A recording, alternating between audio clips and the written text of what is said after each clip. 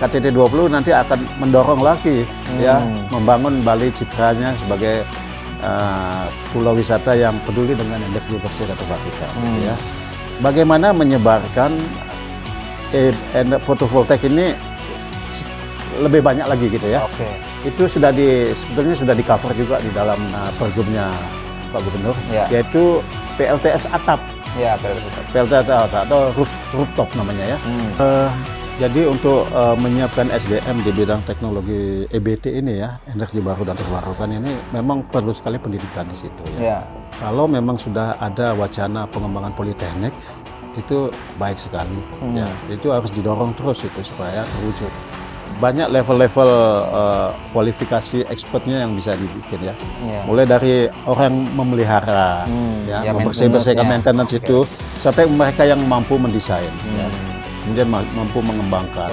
Karena kalau Bali memang mencanangkan itu ya, menjadi pulau energi bersih, berarti akan sangat absurd kalau memang kita nggak punya teknologinya atau nggak punya orangnya gitu. Bagaimana industrinya harus ada di sini. Industri di sini kan banyak modul fotovoltaiknya, kemudian baterainya, ada kemudian controllernya dan lain sebagainya itu. Jangan sampai kita butuh banyak, tetapi kita tidak punya industrinya. Ya, dan itu tentu pasti nanti akan menjadi sumber PAD juga bagi Bali, selain pariwisata. Besar sekali ya, bahkan bisa ekspor nanti.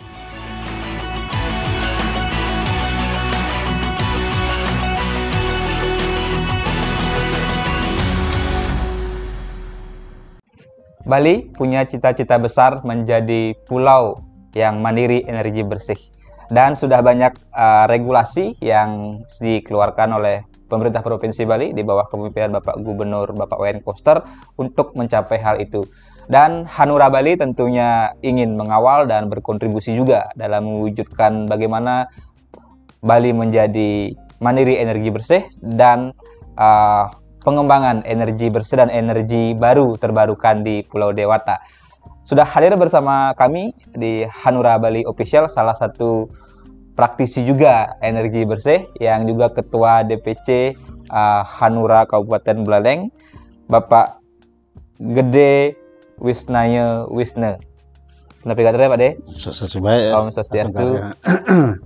Ini saya ingat, saya sempat baca bahwa Pak De juga dari kuliah ya, skripsinya begitu sudah di era itu sudah membahas soal salah satu bentuk energi terbarukan. Nah, mungkin bisa cerita juga nanti, termasuk juga bagaimana pandangan Pak De melihat Bali ini yang akan mengembangkan atau mengarah kepada energi bersih, energi baru terbarukan. Ada dua regulasi yang saya catat yang mungkin sudah bisa menjadi landasan ke arah itu yang dikeluarkan di era kepemimpinan Bapak Gubernur. Pertama ada Peraturan Gubernur atau Pergub Bali nomor 45 tahun 2019 tentang Bali Energi Bersih. Kemudian disusul setahun kemudian ada Perda, ya, Peraturan Daerah nomor 9 tahun 2020 tentang Rencana Umum Energi Daerah Provinsi Bali tahun 2020-2050. Nah, ini sudah sangat visioner sebenarnya, mungkin disiapkan oleh Pak Gubernur dari sisi regulasi. Bagaimana Pak De memandang, termasuk mungkin nanti juga bisa cerita flashback pengalaman Pak De mengembangkan energi bersih atau energi terbarukan. Ya, terima kasih Pak Yan. Jadi semua teman-teman netizen, jadi betul ya seperti yang disampaikan Pak Yan. Jadi saya izin dulu untuk menyampaikan awal saya mengenal energi baru dan terbarukan. Gitu ya. Jadi sejak mulai dari skripsi saya sudah mengenal ya energi baru dan terbarukan. Kuliahnya Pak De? Saya kuliah di Institut Teknologi Bandung. Oh, ITB. Di jurusan Elektroteknik. Nah, pada waktu itu pembimbing saya baru datang dari Amerika, namanya Profesor Sulaiman. Itu tahun berapa Pak De? Itu tahun 82-an. Oh, berarti sudah 40 tahun lalu ya? 40 tahun yang lalu. 40 tahun lalu sudah berpikir energi bersih, energi baru terbarukan. Luar biasa. Itu juga diinspirasi oleh pembimbing saya ya. Beliau saat bertugas di Amerika itu mengenal konsep energi pembangkit energi panas laut. Panas laut, istilah bahasa Inggrisnya Ocean Thermal Energy Conversion. Oh, Ocean Thermal Energy. Jadi disingkat OTEC. OTEC itu O Ocean, T Thermal, E Energy, C Conversion. Jadi konversi energi dari perbedaan panas laut. Ya, panas laut itu ternyata berbeda loh dari permukaan sampai pada kedalaman. Ya, di permukaan itu bisa sampai 30 derajat Celcius, di kedalaman 500 meter di bawah laut itu 6 derajat Celcius. Jadi ada selisih 24 derajat Celcius. Nah, rupanya di Amerika, khususnya di Hawaii itu sudah dibangun pada saat itu pembangkit listrik dengan menggunakan potensi ini. Yaitu dengan selisih perbedaan 24 derajat Celcius ini dibangunlah pembangkit listrik ini. Waktu itu masih pilot project 1 megawatt. Ya. Nah, ini semua paper-paper, buku-buku dan lain sebagainya, proceeding itu diberikan kepada saya. Itu banyak sekali bukunya ya. Lalu saya disuruh membuat tugas tentang itu. Ya. Wah, ini saya harus membaca semuanya dan memahami dan sebagainya. Saya sanggupi dan kebetulan juga pada saat itu entah bagaimana ya, Badan Pengkajian dan Penerapan Teknologi BPPT Pak Profesor Dr. Habibie yang waktu itu merangkap sebagai Menteri Riset dan Teknologi itu juga sedang akan menjajaki pembangunan OTEK ini dan tempatnya di Bali lagi. Di Bali ya. Nah, ini menarik sekali sehingga otomatis saya langsung tertarik dan menyetujui konsepnya profesor saya itu. Saya membuatlah tugas akhir itu. Kemudian diberikan beasiswa selama 1 tahun oleh BPPT dan astungkara selesai beasiswa saya. 5 tahun kemudian jadi tesis terbaik saat itu. Gitu ya. Nah, saya kemudian otomatis karena beasiswa BPPT saya langsung masuk BPPT kan. Nah, jadilah saya di sana. Kemudian baru beberapa bulan di sana saya masuk dalam tim pengembangan OTEK ini. Ya. Dikirim ke Belanda ya selama 6 bulan ya untuk mendesain ini 100 kilowatt ya. Kapasitasnya 100 kilowatt peak dan itu akan ditempatkan di perairan Bali Utara. Nah, jadi itu melakukan desain.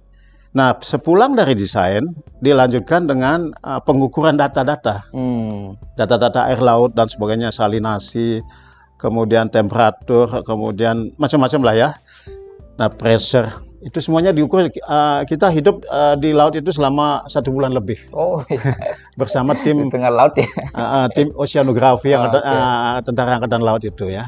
Sudah datang semuanya dan sebagainya. Begitu akan dibangun, itu harga minyak itu naik. Naik menjadi 2 kali daripada harga pada saat itu. Ya. Nah, kemudian Belanda mengatakan kalau begini modelnya tidak lagi efisien, tidak lagi visible ya. Tidak visible. Karena cost-nya terlalu tinggi. Cost-nya terlalu tinggi, harga listriknya terlalu tinggi gitu ya. Kemudian infrastruktur pembangunannya juga tinggi sekali. Nah, akhirnya batal lah itu. Ya, batal itu. Nah, kita tim-tim energi baru dan terbarukan ini kan kemudian dibawalah ke fotovoltaik. Nah, fotovoltaik ya. Jadi solar cell. Jadi mulai tahun 84 itu tenaga surya. Tenaga surya. Nah, saya sudah berkecimpung di sana di tenaga surya. Nah, itu kerjasamanya BPPT bukan dengan Belanda, tetapi dengan Jerman. Nah, singkat cerita Jerman itu membantu pompa fotovoltaik, ya, pompa fotovoltaik itu di daerah kering, di daerah terpencil, di mana tidak ada listrik PLN, kan gitu ya. Memang tenaga surya ini kan memang kriterianya harus betul-betul belum ada listrik PLN. Tetapi kebutuhan masyarakat di sana tinggi, ya, baik untuk penerangan maupun untuk sumber air. Ya, Jerman kemudian menyumbangkan untuk pompa. Nah, di sana dibangunlah 6 pompa fotovoltaik. Ya, pada tahun 84 itu sudah ya. Nah, mungkin masih sekarang ada pompa-pompa itu dan kami ke sana semuanya itu melakukan hitung-hitungan desain dan sebagainya. Nah, berjalan waktu tahun 89 kemudian dicanangkanlah oleh Pak Harto bersama Pak Habibie itu solar home system. Ya, fotovoltaik tidak hanya bergerak di bidang pompa saja, karena kebutuhan masyarakat kan, apalagi di pedesaan ya, masyarakat masih banyak yang tidak menikmati listrik PLN ya, tingkat buta hurufnya banyak, membutuhkan penerangan. Inilah cikal bakal dari konsep penerapan tenaga surya untuk penerangan. Jadi pada waktu itu Pak Harto sebagai Presiden, Pak Habibie Menteri, itu dicanangkan di Jawa Barat, di daerah Sukatani. itu solar home system, sistem penerangan berbasis tenaga matahari. Ya itu sederhana sekali. Jadi hanya satu modul sel surya, tenaga surya, kemudian kabelnya aliran listrik yang sudah diproses, diubah oleh modul surya ini dari energi foton matahari, masuk ke baterai dia, masuk ke aki. Ya, jadi sepanjang ada matahari, itu listriknya itu disimpan di aki. Jadi ngecas aki lah ya, sederhananya. Nah kemudian malam digunakanlah apa yang ada di aki itu untuk penerangan, untuk radio, ya, dan lain sebagainya. TV juga bisa saat itu ya. Nah ini sangat murah dan Pak Harto sangat terkesan sekali.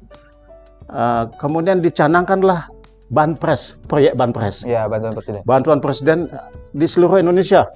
Di tempat-tempat terpencil itu harus dibangun solar home system ini.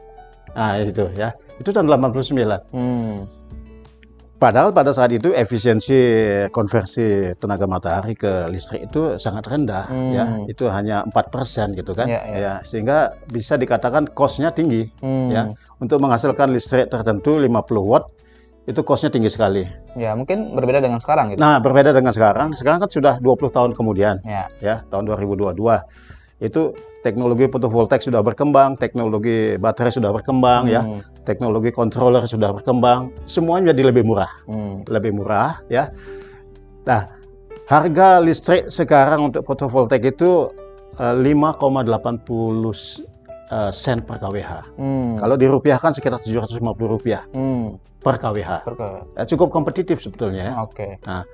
Nah, inilah kesempatan sebetulnya bagi Indonesia yang kaya dengan matahari ya. Kita di daerah Khatulistiwa, inilah potensi yang begitu besar, 32.000 megawatt ya yang bisa dikembangkan kalau mau mengembangkan itu ya. Dan itu murah ya. Itu karunia Tuhan kan gitu ya. Tidak membeli matahari itu kan ya. Nah, ini yang harus ditangkap peluang ini, dan saya sebagai ya dulu praktisi, sekarang mungkin sudah tidak banyak lagi berkecimpung sana karena di politik. Saya menyambut baik apa yang tadi Pak En sampaikan soal kepedulian Pak Gubernur untuk pengembangan energi bersih dan energi terbarukan di Bali. Dan ini cocok match dengan budaya kita, budaya pariwisata. Ya, dan juga secara filosofis ketika kita bicara trihita karana, hubungan yang harmonis dalam perspektif bagaimana kita juga menjaga alam, hubungan manusia dengan manusia dan hubungan manusia dengan Tuhan, dan dikaitkan dengan visi pembangunan Pak Gubernur Satkertinya beliau Kerti Loko Bali, ini kan sebenarnya sejalan gitu. Sejalan sekali ya, sejalan seirama ya, dan mempunyai visi ke depan seperti yang Pak Yan sampaikan ya. Dan ini harus terus dikembangkan, digenjotkan bagaimana implementasi daripada Pergub 45 2019 dan Perda nomor 9 tahun 2020 ini. Ya, persoalan-persoalan pasti ada, antara lain SDM. Ya. Itu penting. Nah, SDM itu ini mungkin menjadi catatan juga, karena yang saya pernah baca dan yang saya tahu di awal kepemimpinan Pak Gubernur ketika juga mencanangkan bagaimana Bali harapannya menjadi pulau energi bersih, energi terbarukan, atau mandiri energi bersih dan energi baru terbarukan. Kalau nggak salah beliau sempat mewacanakan dan akan memperjuangkan adanya Politeknik EBT atau Politeknik Energi Baru Terbarukan dari Kementerian SDM kalau nggak salah itu rencananya akan turun. Kalau nggak salah ada 3 lokasi yang sempat diproyeksikan, salah satunya di Bangli gitu, mungkin dengan berbagai pertimbangan tertentu. Tapi sampai saat ini tidak muncul lagi wacana itu, seolah-olah tenggelam, mungkin karena pandemi atau ketika Pak Gubernur juga banyak mega project lain yang dibangun, Besakeh, PKB, bahkan sekarang mau akan ada jalan tol. Bagaimana Pak dia melihat kalau bicara kesiapan SDM atau menyiapkan SDM, apakah memang Politeknik EBT itu diperlukan dibangun atau cukup dengan kampus-kampus yang ada? Karena kalau nggak salah yang saya tahu Politeknik Negeri Bali juga ada prodinya akan mengembangkan atau sudah mungkin terkait dengan EBT. Tapi kan ketika ada politeknik khusus, apakah mungkin itu menjadi kebutuhan? Ya, jadi untuk menyiapkan SDM di bidang teknologi EBT ini ya, energi baru dan terbarukan ini memang perlu sekali pendidikan di situ ya. Nah, kalau memang sudah ada wacana pengembangan politeknik, itu baik sekali. Ya, itu harus didorong terus itu supaya terwujud. Apalagi kalau memang Kementerian SDM itu mau membiayai dan mempelopori itu ya. Nah, kalau toh juga di universitas ataupun institut lain juga ingin membangun prodi-prodi di bidang ini juga bagus ya. Semakin baik semakin bagus. Karena percepatan akan terjadi kan gitu ya. Nah, kenapa di Bangli? Saya membayangkan bahwa barangkali karena di sana ada instalasi fotovoltaik sebesar 1 megawatt. Nah, di Bali ini lumayan ada. Pada saat Menteri SDM yang lalu ya, Pak Cirwacik, itu ada 2 lokasi fotovoltaik 1 megawatt. Ya. Di Bangli? Di Bangli 1, di Kubu 1. Kubu Karangasem. Oh, Karangasem. Ya. Oke. Nah, ini menarik sekali karena instalasi ini tidak menggunakan baterai. Kapasitasnya besar. Ya, dia langsung disambungkan ke jala-jala PLN, ke kabel-kabel PLN ya. Langsung dioper, listriknya itu langsung dioper ke saluran kabel PLN ya. Nanti PLN yang membeli, PLN yang membeli, kemudian PLN menjual dengan harga jualnya kan begitu ya. Nah, ini penghematan besar-besaran karena tidak perlu ada baterai ya. Baterai itu sendiri mahal sekali, mahal sekali. Nah, kalau misalkan di Bangli yang sudah berjalan 1 megawatt peak ada sekolahnya, ada politekniknya, itu akan lebih mudah bagi mahasiswanya untuk praktek gitu ya, praktek karena itu. Sudah ada setempat praktek. Ya. Jadi kalau pendapat saya, siapapun yang akan mendahului atau mempelopori pendidikan di bidang EBT ini bagus sekali, kita dorong lah gitu ya. Dan harus dilakukan. Karena kan energi EBT ini kan juga citra juga ya, bagi wisatawan mancanegara. Apalagi sekarang dunia kan sudah mengarahnya ke nature, ke alam, ke bagaimana kita peduli dengan alam, apalagi dengan ada isu-isu global warming, climate change yang juga menjadi salah satu isu sentral ketika KTT G20 sekarang. Betul ya. Nah, ini KTT 20 nanti akan mendorong lagi ya, membangun Bali citranya sebagai pulau wisata yang peduli dengan energi bersih dan terbarukan gitu ya. Nah, ini yang harus terus diangkat gitu ya. Nah, memang kemudian juga bagaimana menyebarkan fotovoltaik ini lebih banyak lagi gitu ya. Caranya dengan membangun unit-unit kecil, unit-unit kecil pembangkit ya. Itu sebetulnya sudah di cover juga di dalam ininya pergubnya Pak Gubernur, yaitu PLTS atap. PLTS atap atau rooftop namanya ya. Itu bagaimana membuat kapasitas pembangkit fotovoltaik itu menjadi lebih besar. Kalau hanya 1 megawatt butuhkan investasi yang sangat besar. Tetapi kalau yang 1 megawatt ini disebar ke banyak rumah atau banyak villa dan sebagainya, itu akan lebih cepat pengembangannya. Apalagi kalau misalkan kantor-kantor pemerintah itu dipelopori oleh Pak Gubernur ya. Setiap gedung pemerintahan menggunakan PLTS atap. Nah, itu mungkin yang bisa menjadi masukan penting ataupun penting catatan dari Hanura ketika bicara Bali energi bersih. Kepeloporan itu harus ada. Nah, kepeloporan itu mungkin bisa dimulai dari gedung-gedung pemerintahan. Betul. Atau malah secara spesifik kita bilang mungkin dari kantornya Pak Gubernur sendiri gitu, atau mungkin dari Caisabe gitu. Itu harus itu. Jadi itu sebagai apa namanya, lokomotif lah ya. Mendorong yang lain-lainnya juga tertarik ya. Ya, terutama yang juga banyak tertarik kan wisatawan asing. Ya, yang care-nya kepada lingkungan itu besar. Ya. Dan juga perusahaan-perusahaan besar bisa didorong juga karena mereka punya dana. Gitu. Mungkin saya membayangkan apakah mungkin misalnya nanti perusahaan-perusahaan besar yang mereka punya CSR gitu misalnya, ketika atau ada perusahaan yang memang concern di lingkungan untuk energi bersih, mungkin bisa diarahkan membangun di mana satu project misalnya bersama-sama keroyokan PLTS atap atau di pemerintahan tuh misalnya, itu kan bisa menjadi bisa menjadi trigger gitu ya, seperti Pak De sampaikan tadi. Bukan hanya perusahaan sebetulnya, pemerintah pun harus melakukan hal itu ya. Jadi mari pemerintah berbagi hasil-hasil pajak dari pariwisata pun kendaraan bermotor itu berikan kepada penduduk Bali yang ada di tempat-tempat terpencil, di desa-desa, ya. Jadi hasil pariwisata ini, karena mereka tidak mungkin bekerja di pariwisata, tidak ikut berpartisipasi, ya mereka juga bisa menikmati kue pembangunan dari pariwisata, pengembangan pariwisata. Hasil pajak ini bangunlah pompa-pompa matahari, kemudian solar home system di desa-desa terpencil di penduduk, dan masih banyak sekali. Ini di satu sisi berbagi, membagikan hasil pembangunan melalui pariwisata, kemudian di sisi yang lain adalah mencerdaskan mereka dan mengenalkan mereka, gitu ya. Ya, itu. Oke, kalau bicara potensi energi baru terbarukan, bentuk lainnya apa yang sangat mungkin bisa dikembangkan di Bali, Pak De? Selain tadi ada tenaga surya gitu. Yang bisa dikembangkan itu potensi PLTA, pembangkit listrik tenaga air, atau dalam skala kecil-kecil itu PLTMH, mini hidro, mikro hidro, mini hidro, ya. Itu kita banyak memiliki sungai-sungai. Ada sekitar 400 sungai di Bali ini, ya. Ini juga ada pembangkit yang dengan aliran air, itu bisa dibangkitkan dengan daya skala kecil. Tetapi untuk sekitarnya mencukupi untuk penerangan, ya.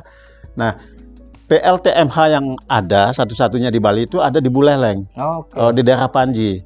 Itu ada 2,3 megawatt, ya. Itu sudah berdiri ada sekitar 4 tahun. Beroperasi, ya. Dia memanfaatkan aliran irigasi dari suatu komoditas subak itu, dia diterjunkan gitu, kemudian dibangkitkan listrik. Itu menghidupi 2.500, ya. Itu kan lumayan. Seandainya banyak di mana-mana ada sungai yang punya potensi itu di sana, untuk penduduk di sana, kan PLN tidak perlu masuk ke sana. PLN bisa menjual kemana, ke perusahaan-perusahaan besar ataupun yang lain-lainnya, gitu loh. Dan ini berarti sebenarnya energi baru terbarukan ini menjadi juga dalam konteks itu menjadi sebuah industri baru sebenarnya, gitu. Industri baru, betul. Belum angin lagi, ya. Nah, tadi kan air, angin juga lumayan di Bali ini. Dan ini sudah ada percontohannya di Nusa Penida. Ya. Walaupun saya nggak tahu bagaimana, kayaknya ada nggak berhasil juga gitu. Ada beberapa proyek sebelumnya. Ya, ada beberapa proyek sebelumnya, ya. Saya sempat ke sana juga dulu. Ada PLTB namanya, pembangkit listrik tenaga bayu, gitu ya. Ya.